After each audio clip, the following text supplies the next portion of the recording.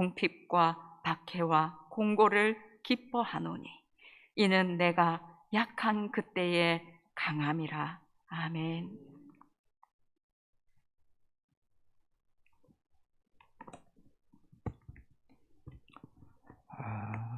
성도들의 기도와 또 사랑 가운데 이렇게 건강한 모습으로 설 수 있게 되었습니다. 큰 어려움은 없었고요. 바이러스는 이렇게 한 4, 5일쯤 되면 약화되고 힘을 잃게 된다고 합니다. 오늘 이제 8일째니까요. 아무 이상 없는 것 같습니다.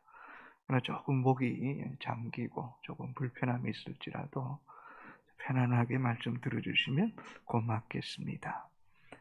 인간의 그 본성에는 타인에게 자신을 이렇게 가시하고 자랑함으로 인정받으려는 욕구를 누구나 가지고 있습니다.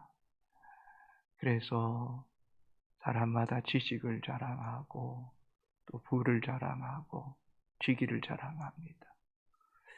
어떤 사람은 또 지금은 힘들지만 과거에 있었던 일들을 자랑하고 또 건강과 외모 또 가문 또 이렇게 사람이 다 그런 건 아닙니다만은 좋은 옷을 입고 명품 가방을 들고 좋은 차를 타는 것도 없지 않아 자신의 능력 또 강함을 이렇게 자랑하는 거죠. 그 이유는 기죽지 않고 싶은 거예요. 자신의 존재감을 더 이렇게 밝히 드러내려고 하는 마음을 갖고 있습니다. 그러나 그 이면에는 인간은 연약하다는 거예요. 부족하다는 거예요. 그것을 애써 감추려는 것이 가시고 자랑이고 강함을 드러내는 거라는 겁니다. 그래서 누군가가 자신의 그 약한 부분을 건드리면 아주 싫어하죠. 이렇게 화를 내는 거죠. 그리고 보면 인간은 다 약함, 아픔을 숨기면서 강한 척 하는 그런 가면을 쓰고 살아가는 것이 참 우리 인간이다 생각하면 한편은 참 부끄럽고 또 하나님 앞에나 사람 앞에 더 솔직해야 된다 하는 생각도 가져보게 됩니다. 넥슨의 창업자 김정주 씨는 핵심적인 기업가로 우리나라에 손꼽히는 유망한 경영자였습니다. 1968년생으로서 서울대학교 컴퓨터공학과를 졸업하고 또 한국과학기술원의 카이스트에서 전산학과를 전공해 석사학위를 받고 박사학위 과정을 하다가 내려놓고 1994년도에 자본금 6천만으로 사업을 시작해가지고 17조 원의 자산가가 됐어요. 17조 원이라 그러면 헤아릴 수 없잖아요, 그죠? 그런데 지난 3월 1일에 미국에서 돌연 사망했다는 소식을 접하게 되었습니다. 이 고인은 이전부터 우울증을 많이 앓았고 최근 들어서 우울증이 악화되어서 보도는 하지 않았지만 자살했을 것이라고 그렇게 말합니다. 그렇게 많은 부도, 지식도, 그 높은 직위도 자기 안에 있는 불안, 두려움, 공허, 허무감을 못 이겨서 인생을 포기한 거예요. 이게 인간이 그만큼 연약하다는 거죠. 여러분 강한 것 같지만 참 연약하기 짝이 없습니다. 아무리 건장한 사람도 한번 바이러스가 쑥 들어오면 그냥 오한이 오고 몸살을 앓고 고열에 시달리는 거 생각하면 정말 약한 거죠. 잠언 27장 1절 이렇게 말합니다. 너는 내일 일을 자랑하지 말라. 너는 내일 일을 자랑하지 말라. 하루 동안에 무슨 일이 일어날는지 네가 알 수 없습니다. 자랑하지 마세요. 내일 내 인생 끝날지도 모르는데요. 뭘 자랑한단 말입니까? 인생은 거창하지 않아요. 인생은 초침이다라고 말합니다. 이렇게 시계판에 시침이 있고 분침이 있고 초침이 있잖아요. 근데 가장 초라하게 보이는 그 초침이 뚝 멈추면 분침도 시침도 다 멈추는 거예요. 그럼 우리 인생의 이 초침이 뭘까? 초침은 우리 코끝에 숨 못 들이쉬면 심장이 정지되고, 심장이 정지되면 온몸이 죽는 거잖아요. 그래서 이사야 22장 22절에 이렇게 말씀합니다. 같이 읽어볼까요? 너희는 인생을 의지하지 말라. 그의 호흡은 코에 있나니 새말 가치가 어디 있느냐. 인생을 의지하지 마라. 너 자신 의지하지 마라. 코끝에 숨 못 쉬면 사늘한 신신되면 그냥 냉장고에 들어가는 하는 존재라는 거예요. 그런데 자꾸 자랑해요. 강하다고, 꽤 성공한 사람이라고. 이렇게 자꾸 가시할수록 여러분의 영혼은 자꾸 빈피되지는 거예요. 영혼은 메말라져요. 영적으로는 작아지고 초라해지는 거예요. 그래서 사도 바울은 오늘 본문에 역설적으로 나는 내 자신의 약함을 나는 자랑한다. 약함을 크게 기뻐한다. 그 이유는 내가 약할수록 주의 능력이 내 안에 더 강하게 역사하기 때문이다. 응? 여러분, 영적인 원리가 있어요. 여러분의 육체가 강하면 하나님의 영이 여러분 속에 역사하실 수가 없어요. 육체가 강하다는 것은 여러분의 자아와 생각과 경험에 갇혀 살아가는 사람에게는 하나님이 역사하고 싶어도 역사하실 수가 없단 말이에요. 육신이 약하다는 것은 육신이 허약하여 병들었다는 말이 아니에요. 육신이 연약하다는 것은 인간의 실상, 인간의 죄성, 인간의 한계, 또 인간이 하나님 앞에서 어떤 존재이고 십자가에 못 박혀 죽어야 될 존재라는 사실을 뱃속 깊이 절감할수록 자신이 아무것도 아닙니다. 주님 앞에 나를 내려놓습니다. 나는 죽어야 됩니다. 내 안에 오직 예수만 살기 원합니다. 주만 바라보기 원합니다. 주만 의지하고 주만 따라가기 원합니다. 이런 마음이 가득할 때면 여러분 안에 하나님의 영이 마음껏 만지시는, 위로하시고 역사하신다는 거예요. 참 안타까운 것은 이 해외에 나가 있는 선교사들이 선교 사역할 때에 어떤 그 땅의 민족이나 족속들이 힘들게 하는 게 아니라 선교사들에게 제일 힘든 건 선교사들끼리라는 거예요. 지금 우리가 필리핀 마르굴로 크리스찬 교회를 세웠는데요. 가봤잖아요. 거기도 선교사들끼리 갈등이 있더라고요. 근데 교회를 세우면 또 옆에 또 세운 거예요. 한국 교회를 생각하면 어쨌든 목회자의 책임이 크죠. 목사의 책임이 제일 커요. 그럼 그리스도인에게 있어서 그리스도인답지 못함에 있어서 가장 큰 문제는 누구일까요? 여러분 자신이에요. 우리 주님이 우리에게 지식을 요구하지 않아요. 물질을 요구하지 않아요. 봉사나 헌신을 요구하기보다는 여러분 자신이 그리스도 안에서 내려놓기를 제일 원하세요. 여러분의 자아와 여러분의 탐욕과 여러분의 이기적인 그 생각이 하나님과 여러분 관계 속에 가장 큰 걸림돌이라는 거예요. 여러분의 자아가 하나님 앞에 가장 큰 우상이 된다는 사실을 생각할 때에 이게 자꾸 강할수록 여러분밖에 없는 거예요. 이걸 자꾸 내려놓을수록 주님이 여러분을 만지시게 된다는 사실을 기억해야 돼요. 그래서 내 안에 내가 죽어지고 내가 작아질수록 주의 성령이 역사하고 내 안에 하나님 나라가 경험되어지는 거예요. 우리 고린도후서 12장 9절 같이 읽습니다. 나에게 이르기를 내 은혜가 내게 족하도다. 이는 내 능력이 약한 데서 온전하여 짐이라 하신지라. 그러므로 도리어 크게 기뻐함으로 나의 여러 약한 것들에 대하여 자랑하리니 이는 그리스도의 능력이 내게 머물게 하려 함이라. 자신의 여러 가지 약한 것들, 나중에만 나누겠습니다만, 자기는 자기의 부족함, 약한 것들을 자꾸 자랑한다.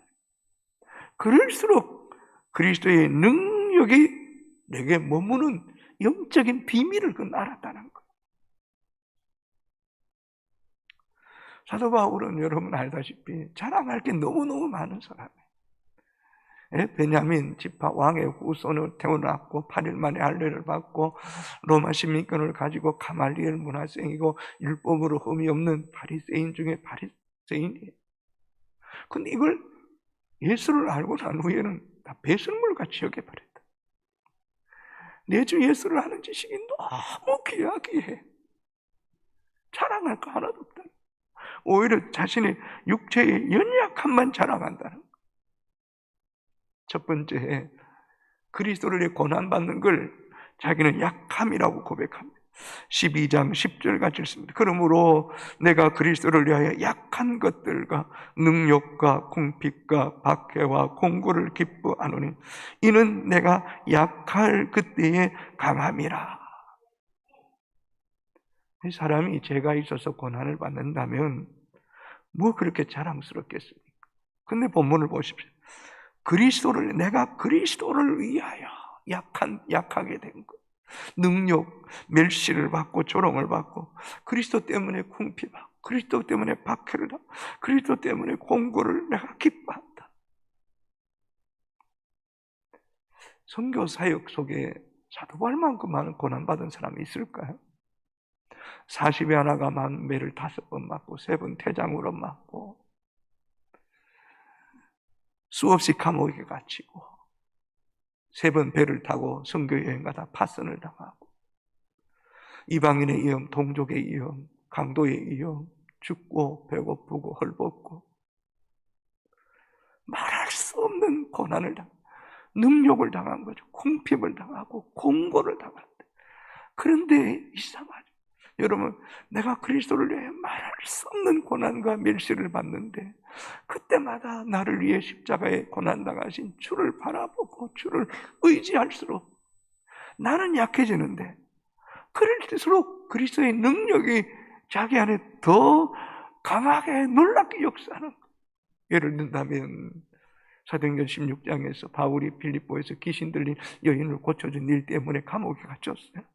감옥에서도 매를 많이 맞고 고통스럽지만 기도하고 찬송했더니 지진이 일어나는 거예요.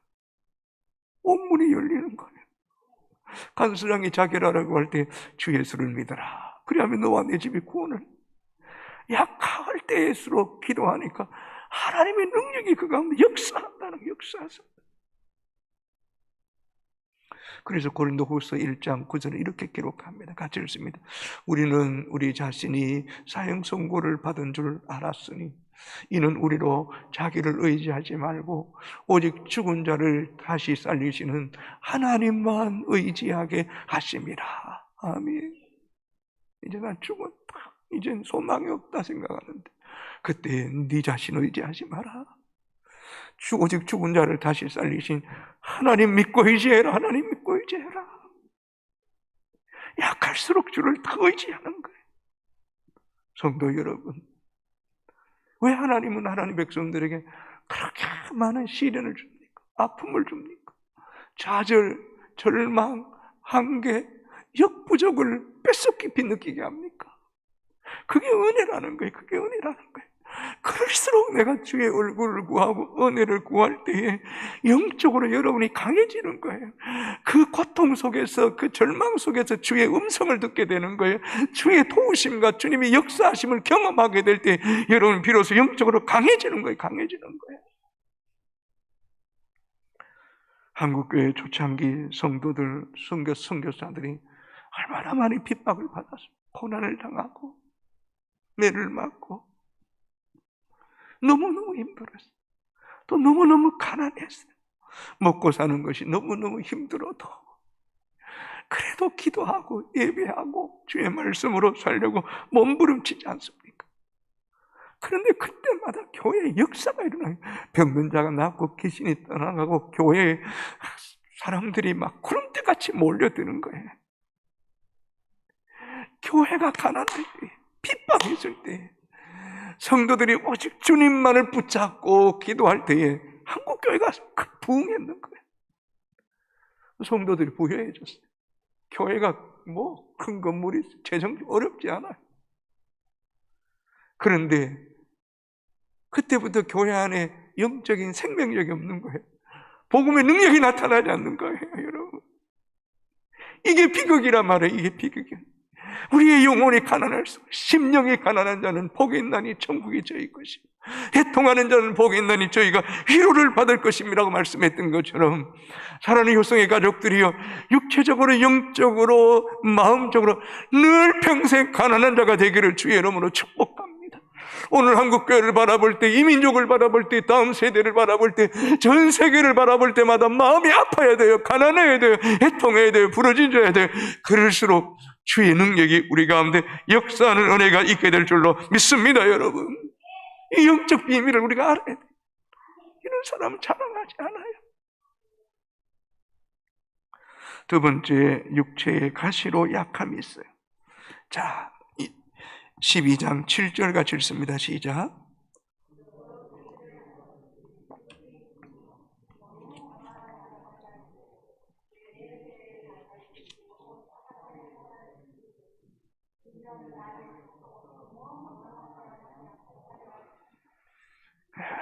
바울에게 주신 은혜가 너무 크므로 자만하지 않게 하시려고 육체의 가시를 주셨다는, 이 헬라어로 스콜토블로스라는 말인데 말뚝 같은 게 그 마음에, 또 끝이 뾰족한 막대기로 바울의 육체에 늘 가시가 돼요. 그럼 바울에게 이 뾰족한 말뚝 같은 이 가시가 뭘까냐는 거죠. 대부분 주석학자들은 그의 눈이었을 거라는 거예요. 이 안질, 이 시력이 좋지 않아서. 또 어떤 사람은 그에게 간질병이 있었다.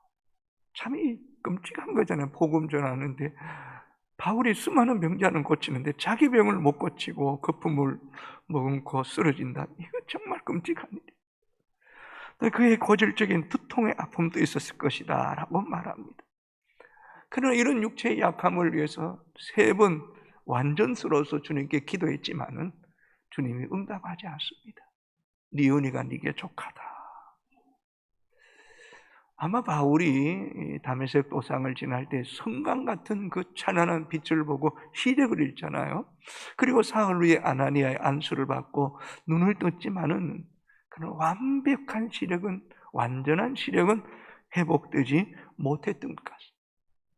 그래서 참 이 영적인 설교자요, 또 가르치는 자로서 글 읽는 것도 힘들고 또 글 쓰는 것도 힘들고, 그래서 참 이 로마서는 신약 성경에 보석과 같다고 하는 이 로마서를 바울이 못 썼어요.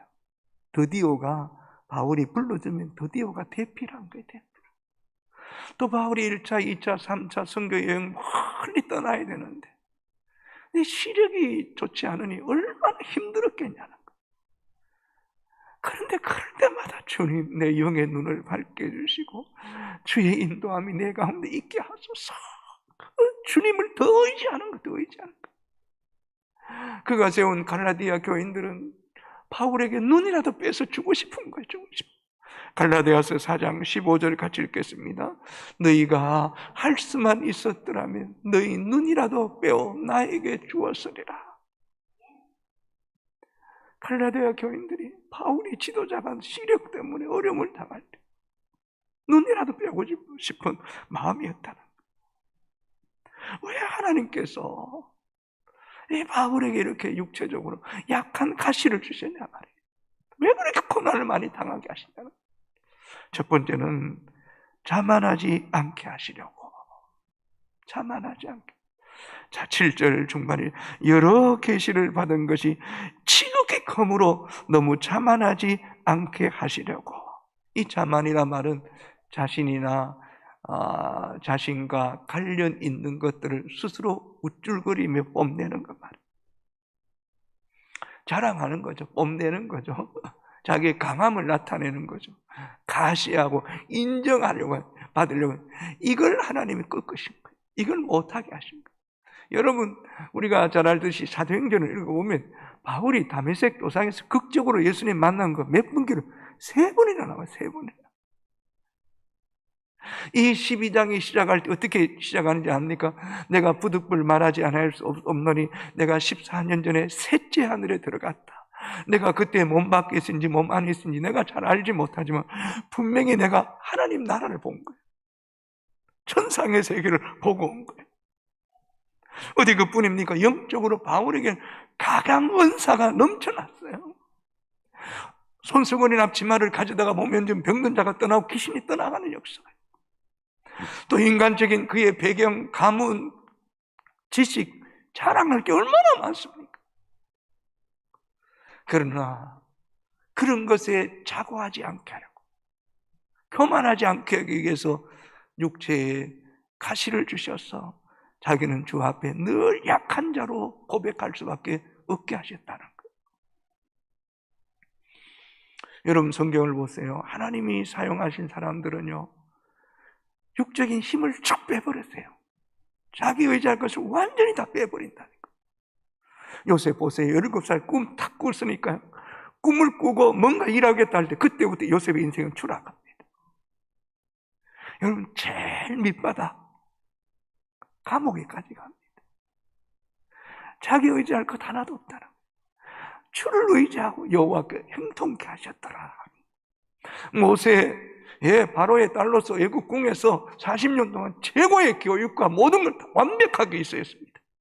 그러나 민족애를 가지고 민족을 위해 일하겠다고 할 때 혈기로 살인자 되었습니다. 쉽게 말하기 쉽죠. 살인자예요. 어쩌면 엘리트로서 철저한 패배자예요. 실패자예요. 40년 동안 미디안 망명생활을 하면서 완전히 그 인생이 무너진 거죠. 그럴 때 하나님이 그를 쓰시는 거예요. 다윗이 사울을 죽이고 백성들이 사울 왕이 참 골리앗을 죽이고 사울을 죽인 자는 천천히고 다윗이 죽인 자는 만만이라 그 사울 왕이 분개하는 거죠. 그때부터 다윗은요 세상과 백성들로부터 잘 격리됩니다. 단절됩니다. 강야 메마른 것 홀로 외로이 하나님밖에 바라볼 것 없게 인간적인 힘을 다 빼버리고 주를 의지할 때 그럴 때 다윗이 되는 거예요. 그럴 때 모세가 되는, 그럴 때 요셉이 되는 거란 말이에요. 삼손은요 그런 훈련이 없었으니까요 그 인생이 그냥 무너지는데 한순간에 다 무너져 버리는 거잖아요. 한국중앙교회 임석순 목사라고 아주 이제 나이가 꽤 드신 분인데 참 귀한 목사님이세요. 설교 중에 이런 이야기 하세요. 얼마나 공감이 되든지요. 지식이 많아지면요 사단이 교만의 가라지도 많이 뿌린대요. 돈이 많아질수록요 사단이 자만에 빠뜨린대요. 권력이 높을수록요 사단이요 우쭐대고 자기밖에 모르게 한대요.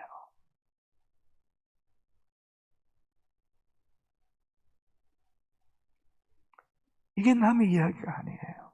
지식이 있습니까? 능력이 있습니까? 돈이 있습니까? 여러분 모르게 여러분 안에 교만, 자만, 우쭐대며 가라지가 그만치 많다는 거예요. 그 말은 위험천만하다는 거예요. 아멘입니까? 위험천만하다는 거예요. 잠언 16장 18절 같이 읽습니다. 교만은 패망의 선봉이요 거만한 마음은 넘어짐의 앞잡이니라. 그냥 이 말씀 읽지 마세요. 아니, 과거 속에 얼마나 많은 사람들이 교만 때문에 넘어졌어요. 현재도 미래도 이 거만함 때문에 넘어지는 거예요. 하나님 바울에게 자고하지 않게, 교만하지 않게 육체의 약함을 주신 것이 그에게 은혜라는 거예요. 네 은혜가 네게 족하다. 아멘입니까 여러분? 주님이 여러분을 사랑하시는 거예요. 사랑하시는 거예요. 두 번째, 약함을 자랑하면 그리스도의 능력이 머물고 우리 안에 역사합니다. 12장 9절 다시 읽습니다. 나의 여러 약한 것들에 대하여 자랑하리니 이는 그리스도의 능력이 내게 머물게 하려 함이라. 그 다음에 10절 이는 내가 약한 그때에 강함이라. 여러분 저를 보세요. 이게 바울의 고백들을 들어보면요, 고린도후서 10장 10절에 보면 그의 편지는 무겁고, 다시 말하면 그의 글은 무겁고 힘은 있지만 육체는 약하고 말은 어눌하다. 바울이 글은 잘 쓰는데요, 외모를 보면요, 키가 작고요, 곱추였을 것이다 만큼 그렇게 작았대요. 약한 거죠. 그리고 말이 시원치 않았대요. 더듬거나 어눌했다는 거예요. 또 바울이 뭐라고, 고린도전서 15장 8절에 나는 만삭되이 못하여 태어난 사람이다. 나는 죽을 뻔한 사람이다. 나는 태어나는 것이 가분했다. 그렇게 초라하고 보잘것없는 존재다. 고린도전서 디모데전서 1장 13절에는 나는 핍박자다. 나는 해방자다. 나는 포행자다. 15절에는 나는 죄인 중에 개수다. 나는 사도 중에 지극히 작은 자다. 나는 성도 중에 지극히 작은 자 중에 작은 자다. 나는 약한 것밖에 없다.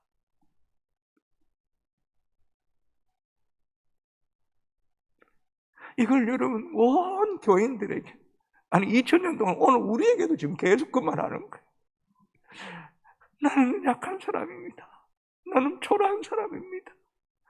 나는 아무것도 아닙니다. 그럴수록 나는 주님밖에 없습니다. 주님이 날 도와주셔야 됩니다. 주님의 도구가 되기 원합니다. 주님 내게 은혜를 베푸소서. 그러니 주의 능력이 그 속에 역사하실 수밖에 없었다는 거예요. 자, 고린도후서 12장 9절 같이 한번 읽어볼까요? 그러므로 도리어 크게 기뻐함으로 나의 여러 약한 것들에 대하여 자랑하니 이는 그리스도의 능력이 내게 머물게 하려 함이니라. 아멘. 여러분, 여러분의 약함을 부끄러워하지 마십시오. 김 목사도 참 연약해요. 보기는 뭐 괜찮아 보이지만 어떤 데는 저지난주도 제가 3부 예배 때는 뭐 설교를 하지만 설교를 뭘 하는지 모를 만큼 힘들었었어요. 자주 지칠 때가 있어요. 뭐 세상적으로 자랑할 것도 없어요. 그러니 주의 능력을 붙잡을 수밖에 없는 거예요. 여러분 가난합니까? 감사하세요. 육체에 연약합니까? 감사하세요. 자녀 일하여 힘듭니까? 그 자녀 때문에 기도할 수 있음을 인하여 감사하세요. 실패하셨습니까? 여러분의 한계를 절감하고 주를 의지할 때 그게 능력이 될 줄로 믿습니다. 여러분, 때로는 오늘 한국교회와 오늘 성도들에게 문제가 없는 것이 오히려 위험한 거예요. 인생이 행통한 게 그때가 제일 위험한 거예요. 여러분, 기도원이 스스로 작게 여길 때 하나님이 그를 사사로 세우지만 그가 힘있고 능력있고 부가 되니까 교만해서 버림당하는 거예요. 사울왕이 작게 여기고 숨고 나는 안 됩니다 할 때 주님이 그를 왕으로 세웠지만 그가 스스로 작게 여기지 않고 크게 여길 때 하나님이 그를 버린 거예요. 평안하고 형통하고 모든 일이 순종할 때가 가장 위험천만한 때라는 사실을 여러분 잊지 않게 되기를 주의 이름으로 축복합니다. 고린도전서 2장 3절 4절 같이 읽습니다. 내가 너희 가운데 그할 때 약하고 두려워하고 심히 떨어노라. 내 말과 내 전도함이 설득력 있는 지혜의 말로 하지 아니하고 다만 성령의 나타남과 능력으로 하였다. 여러분 이 말씀 보세요. 약하고 두려워하고 심히 떨었다. 그때 내가 내 말과 내 전담이 설득력인 지혜의 말로 하지 않았다. 나를 의지하지 않았다. 성령의 나타남과 성령의 능력을 구했다. 내가 성령의 능력을 구했다. 이게 진짜 그리스도인인 줄로 믿습니까 여러분? 이게 우리의 신앙이 돼야 되는 거예요 여러분. 여러분 고린도전서 1장 27절 같이 읽겠습니다. 그러나 하나님께서 세상의 미련한 것들을 택하사 지혜 있는 자들을 부끄럽게 하려 하시고 세상의 약한 것들을 택하사 강한 것들을 부끄럽게 하려 하시며. 여러분 이 말씀 들으면 어떻게 미련한 자가 세상의 지혜 있는 자를 부끄럽게 할 수 있습니까? 어떻게 약한 자가 세상의 강한 자를 부끄럽게 할 수 있습니까? 그러나 여러분의 미련함 때문에 주를 의지하고 주께 지혜를 구할 때 주께 지혜를 주시면 지혜로운 자를 부끄럽게 하실 줄로 믿습니까 여러분? 여러분이 약한 것 때문에 주를 의지하고 주의 강함과 도움을 구할 때 오히려 강한 자를 부끄럽게 하실 주님이신 줄로 믿습니까 여러분? 믿습니까 여러분? 여러분 세상적으로 보면 무명한 자입니다. 가난한 자입니다. 아무것도 없는 같이 보면 죽은 자 같이 보일 수 있습니다. 그러나 여러분 안에 예수의 영, 하나님의 영이 함께하면 주의 능력에 붙잡히면 여러분 무명한 자가 아닙니다. 유명한 자입니다. 죽은 자 같지만 살아있는 자입니다. 가난한 자 같지만 많은 사람을 부욕해 하는 사람입니다. 아무것도 없는 것 같지만 모든 것을 그리스도 안에 가진 자로 살아가는 것, 이 영적 진리를 여러분 알 수 있게 되기를 주의 이름으로 축복합니다. 고린도후서 6장 9절 10절 같이 읽겠습니다. 무명한 자 같으나 유명한 자요 죽은 자 같으나 보라 우리가 살아있고 징계를 받는 자 같으나 죽임을 당하지 아니하고 근심하는 자 같으나 항상 기뻐하고 가난한 자 같으나 많은 사람을 부유하게 하고 아무것도 없는 자 같으나 모든 것을 가진 자로다. 우리가 그리스도 안에 있을 때에 여러분을 약한 자로 여길 때에 주의 그 임재 속에 들어갈 때에 주님 우리를 그렇게 하실 줄로 믿습니까 여러분? 성도 여러분 기억하십시오. 한번 읽어볼까요? 이 세상에서 예수 안에 살아가는 것보다 더 귀한 것은 없습니다. 예수 안에 살아가는 사람에게는 또 다른 더 귀한 것이 필요치 않습니다. 여러분 예수 안에 제대로 삽시다. 제대로 삽시다. 다른 거 필요치 않습니다. 바울이 다 배설물로 여겼잖아요. 우리가 잘 아는 그 돌아가신 온누리교회 하영조 목사님 간암 7번 수술했습니다. 일주일에 3번, 4번 투석했습니다. 그런데 출석 성도가 10만 명, 제적 성도 10만 명, 출석 성도 5만 명 그랬어요. 지금 후임 목사님, 그 부목사가 이제 담임 목사님 되신 이재훈 목사님에게 하 목사님이 살아있을 때에 이 목사님이 그랬대요. 이 목사, 우리 교회가 왜 부흥했는지 알아? 잘 모르겠는데. 그때 하 목사님이 그러더래. 내가 병든 것 때문에 이 교회가 부흥한 거야. 목사님이 늘 수술하고 수술하는 교인들이 막 목사님 위해서 기도하는 거예요. 사올 여가가 없어요. 목사님 주일날 쓰는지 못 쓰는지 그게 늘 뭐 관건이었으니까. 늘 앉아서 설교하고. 그러면서도 간만에 서면 살아나는 거예요. 살아나는 거예요. 자기 힘이 아닌 위로부터 부으시는 은혜가 있는 거예요. 은혜가.